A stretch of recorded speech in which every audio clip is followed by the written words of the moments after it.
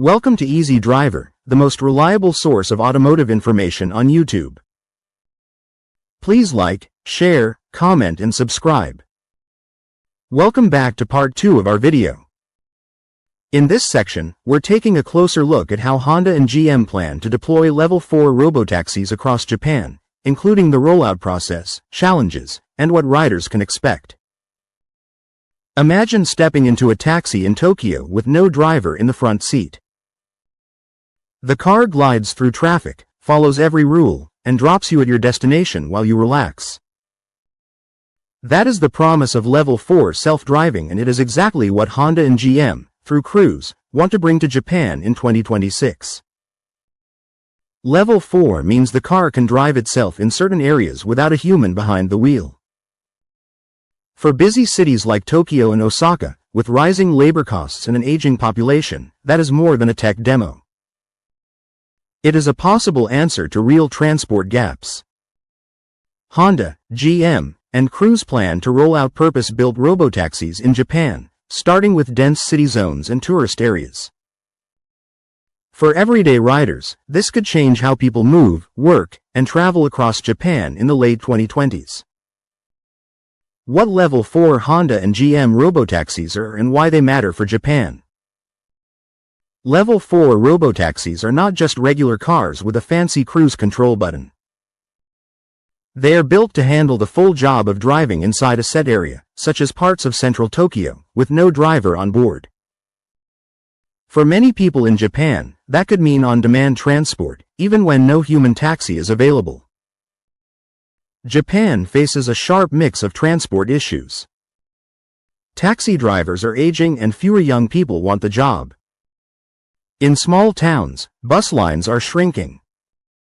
In big cities, traffic and parking eat up time and space. Level 4 taxis sit in the middle of all that, offering a new way to move people without adding more private cars. Honda brings deep experience with Japanese roads, rules, and customers. GM, through its Cruise unit, brings years of testing self-driving robotaxis in U.S. cities. Together they plan to field special shuttle-style vehicles with no steering wheel or pedals, designed from the start for shared trips. If this works, riders will not need to think about sensors or algorithms. They will only see a car that shows up when called, follows the map, and gets them where they need to go. For Japan, where reliability and safety matter as much as speed, that mix could be a strong fit. Level 4 self-driving explained in simple terms. Level 4 automation means the car can drive itself in certain areas and under set conditions without a human driver. Within that zone, the system handles steering, braking, lane changes, and turns on its own. If the car runs into heavy snow, strange road work, or leaves its mapped area, it can slow down and pull over safely. It does not ask a passenger to take the wheel, because there may not be one.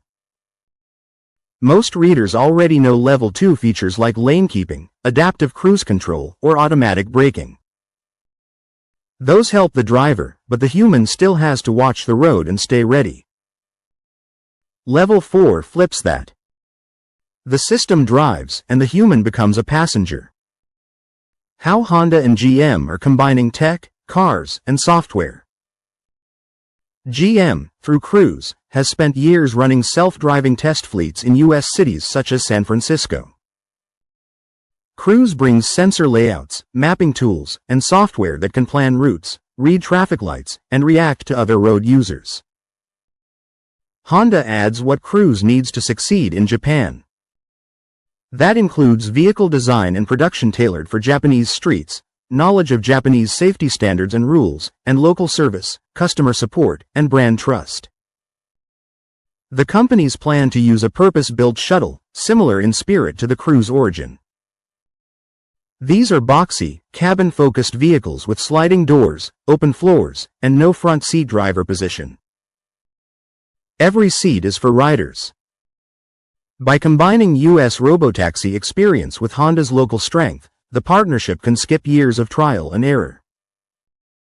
That speeds up a safe launch and helps fit the service to Japanese habits, from payment methods to interior design. Why Level 4 taxis fit Japan's cities, aging drivers, and tourism.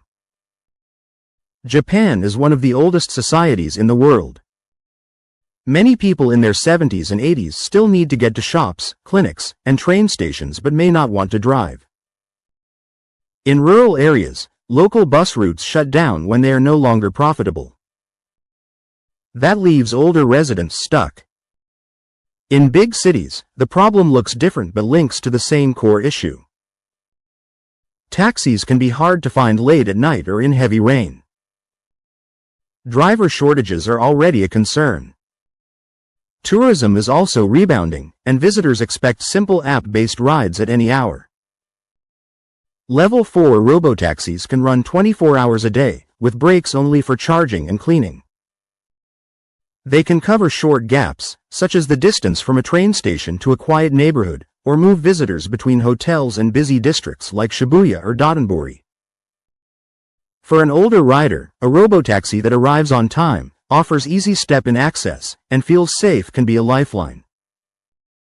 For tourists, it can feel like a natural extension of the rail system, without the stress of reading complex local signs.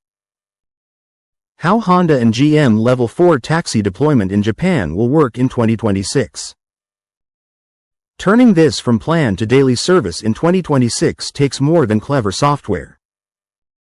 Honda and GM need the right locations, rider tools, fleet support, and a strong safety setup that fits Japanese rules. First deployment areas and routes for Honda and GM robotaxis. The first zones in 2026 will likely be dense, well-mapped areas with clear road markings and steady demand. Parts of central Tokyo are strong candidates, along with other large cities such as Osaka or perhaps Fukuoka. These areas allow careful control of road layouts and traffic patterns, weather trends, and safe pickup and drop-off spots. The service will start inside a geofenced zone, a digital boundary that the cars will not cross.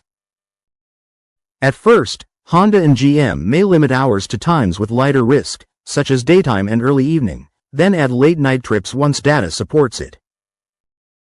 Thank you for watching Part 2. Please comment, like, share, and subscribe for more automotive information like this. Thank you for watching.